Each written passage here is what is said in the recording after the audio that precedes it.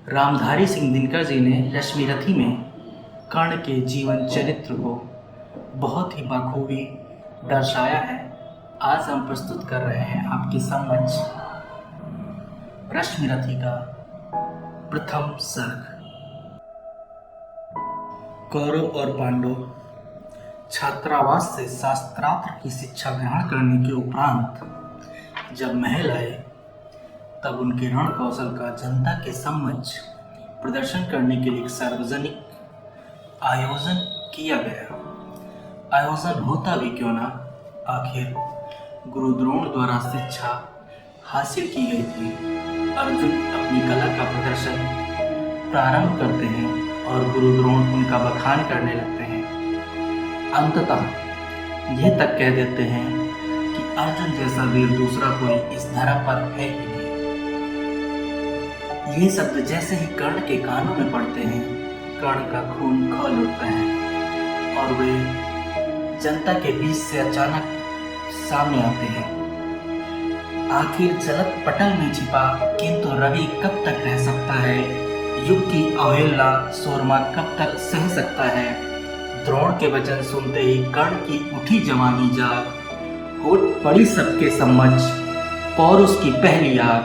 रंगभूमि में था अर्जुन जब समा अनोखा बांधे, भीड़ से सहसा कर्ण निकल पड़ा सरासन साधे। कर्ण बोल पड़ा तालियों से क्या रहा गर्व से फूल, अर्जुन तेरा स्वयं अभी क्षण में करता हूँ भूल। तूने जो जो किया उसे मैं भी दिखला सकता हूँ, यदि चाहो तो कुछ नई कलाएं भी सिखला सकता हूँ। आँख खोल कर देख कर्ण के हाथों का व्यापार, जो फूले सस्ता सुयस प्राप्त कर उस नर को है धिक्कार। इस प्रकार कह लगा दिखाने कर्ण कलाएं रण की, सभा स्तब्ध रह गई, आंखें टंग गई जन जन की। मंत्रमुग्ध सा मौन चतुर्दिक जन का पारावार, गूंज रही थी मात्र कर्ण की धनवा की टंकार। द्रोण भीष्म अर्जुन सब फीके, सब हो रहे उदास, एक दुर्योधन बढ़ा बोलते हुए वीर शाबाश। तभी कर्ण अर्जुन को युद्ध के लिए ललकारता है, किंतु कृपाचार्य ने कहा जब तक ये पता न चल जाए कि कर्ण की जाति क्या है, वह अर्जुन के साथ युद्ध नहीं कर सकता। कृपाचार्य बोलते हैं क्या है नाम तेरा और क्या है जाति? जाति शब्द सुनते ही कर्ण बहुत ही क्रोधित उठा और क्रोध में बोला जाति, हाय रे जाति। कर्ण का हृदय क्षोभ से डोला, कुपित सूर्य की ओर देख वह वीर क्रोध से बोला जाति जाति रटते जिनकी पूंजी केवल पाखंड, मैं क्या जानूं जाति, जाति है ये मेरे भुजदंड। सूत पुत्र हूं मैं, लेकिन थे पिता पार्थ के कौन, साहस हो तो कहो ग्लानि से रह जाओ मत मौन। मस्तक ऊंचा किए जाति का नाम लिए चलते हो, पर अधर्म में शोषण के बल से सुख में पलते हो। अधम जातियों से थर थर कांपते तुम्हारे प्राण, छल से मांग लिया करते हो अंगूठे का दान। पूछो मेरी जाति, शक्ति हो तो मेरे भुजबल से, रवि समान दीपित ललाट से और कवच कुंडल से। पढ़ो उसे जो झलक रहा मुझ में तेज प्रकाश, मेरे रोम रोम में अंकित है मेरा इतिहास।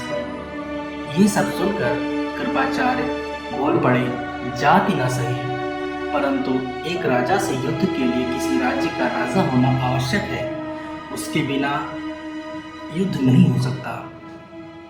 यह शब्द सुनते ही दुर्योधन अपने मौके का फायदा उठाते हुए बोल पड़ा मूल जानना कठिन है नदियों का वीरों का, धनुष छोड़कर और गोत्र क्या होता रणधीरों का।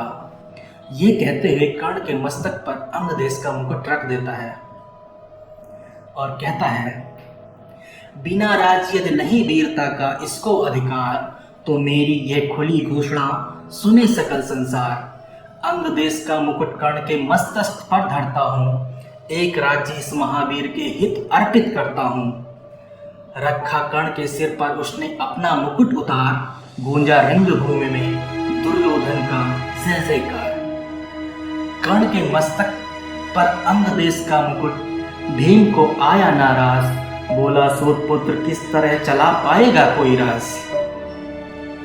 दुर्योधन ने कहा भीम झूठे बकबक करते हो, कहलाते धर्म के द्वेष का विष मन में रखते हो। सचमुच ही तो कहा कर्ण ने, तुम ही हो कौन बोलो, जन्मे थे किस तरह ज्ञात हो तो रहस्य ही खोलो।